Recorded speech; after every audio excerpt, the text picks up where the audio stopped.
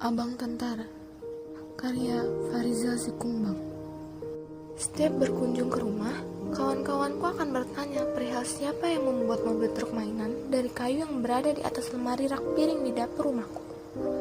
Setelah mereka bertanya seperti itu, dengan spontan aku akan menjawab, "Abang Tentara." Mobil mainan dari kayu itu dibuat oleh seorang tentara pada masa perang di kampungku. Aku memanggilnya Abang Tentara. Demikian ia menyuruh agar aku memanggilnya. Padahal ia memiliki nama. Aku pernah melihat namanya tertera pada baju seragam lorengnya. Aku ingat namanya, Sulaiman Simbulun. Pertemuan kami terjadi pada suatu sore yang berhujan. Saat itu, aku sedang bermain kelereng di bawah rumah panggung kami. Ia menghampiriku, sedangkan dua kawannya berteduh sambil berdiri di pondok kecil yang baru 2 minggu selesai dibangun ayah. Aku ingat pesan ayahku jauh-jauh hari. Jangan dekat-dekat dengan tentara, nanti bisa kena tembak. Aku bersiap untuk pergi darinya. Kau jangan takut, tidak usah kau lari, katanya sambil memegang kepalaku. Aku pun urungkan niatku untuk pergi. Tapi, aku masih diselimuti ketakutan dan kecemasan. Tanpa sepengetahuannya, aku sedikit pipis di celana. Bermainlah kau terus, tambahnya.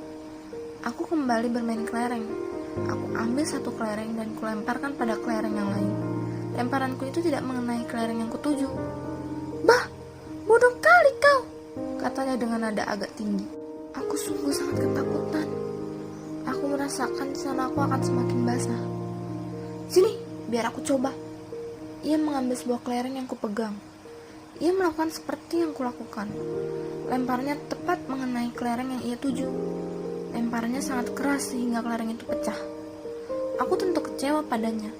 Aku sudah 2 hari menyisihkan uang jajan sekolah agar dapat membeli kelereng-kelereng itu.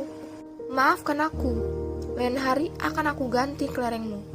Ini 2 permen dariku, kau ambillah, sampai jumpa," katanya. Ia lalu pergi meninggalkanku saat hujan sudah reda. Ayah rupanya marah besar setelah ia tahu bahwa aku berhubungan dengan tentara itu. "Apa kau mau cari mati dengan tentara? Jika terjadi perang, siapa yang menolongmu?" umpat ayahku malam harinya. Aku tentu saja membela diri. Aku bilang kepada ayah bahwa aku tidak bermain dengan tentara. Aku bilang kepada ayah bahwa tentara itu yang mendekatiku. Tidak ada alasan apapun bermain dengan mereka. Kau tahu ini musim perang. Senjata kapan saja bisa terjadi. Aku tidak mau kau mati terkena peluru nyasar.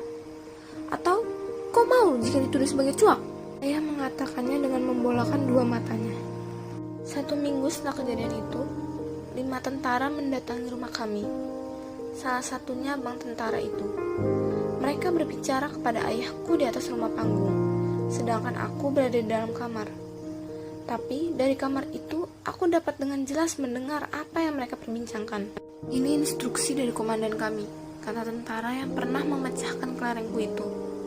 "Lokasi di sini sangat tepat sebagai pos penjagaan. Kami akan membatasi ruang gerak pemberontak yang masuk ke kampung ini. Kami memberitahu Bapak akan hal ini.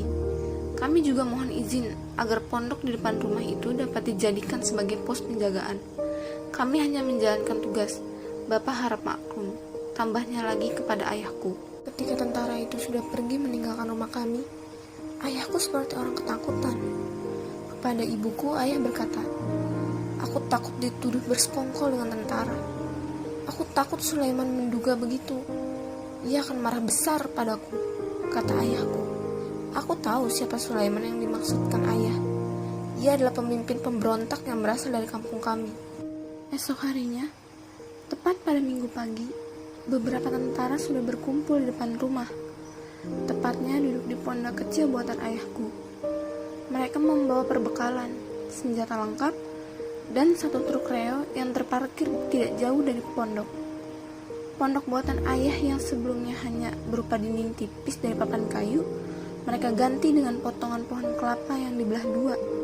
Di depan pondok itu ditumpuk-tumpuk karung plastik yang di dalamnya berisi pasir dan tanah, yang tingginya seukuran anak sekolah dasar. Ayahku tidak kemana-mana pada hari Minggu.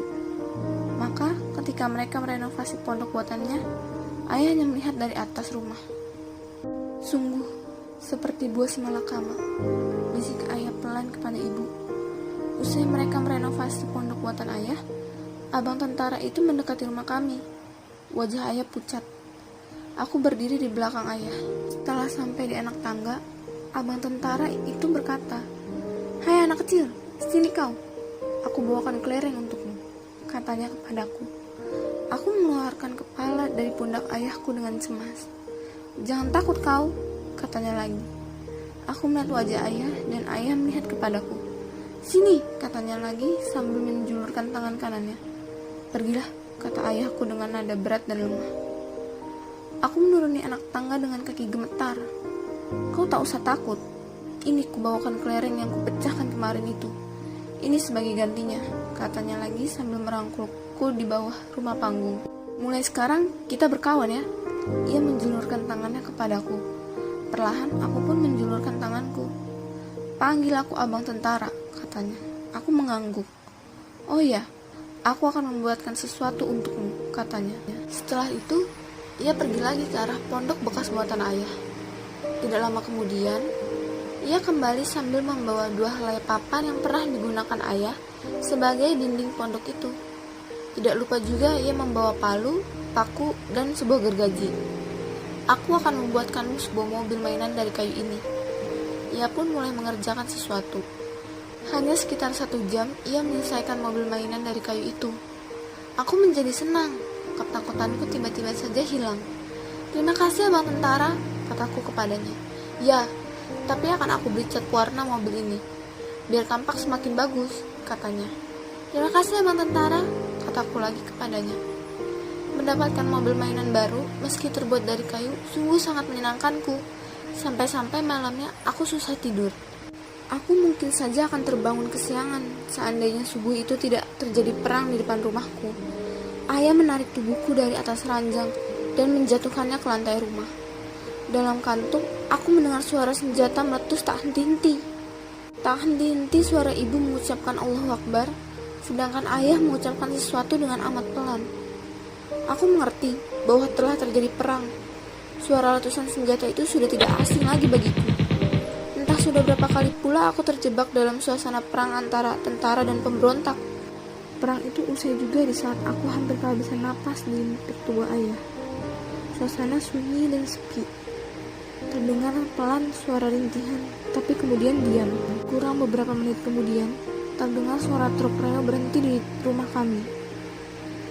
Suara mereka begitu ribut, ada sumpah serapah kepada pemberontak. Sesekali suara letusan ke udara. Tidak lama kemudian, pintu rumah kami ditendang seseorang. Aku sangat ketakutan. 3 tentara masuk ke dalam kamar. Mereka membentak kami dengan kasar. Ayah mereka bawa. Ibu sangat takut dan aku telah kencing di celana. Siangnya ayah pulang. Mukanya lebam, bibirnya bengkak. Ayah seperti telah dipukuli. Kepada ibu, ayah bercerita bahwa semua tentara yang menjaga pos di depan rumah sudah tewas dalam kontak senjata subuh tadi. Tentu saja aku terkejut mendengar kabar dari ayah. Aku tiba-tiba saja teringat pada abang tentara itu. Aku sedih padanya. Aku menangis atas kematiannya. Sejak itu, aku meletakkan mobil truk dari kayu itu di atas lemari rak piring milik ibu. Dan aku mengenangnya sampai hari ini.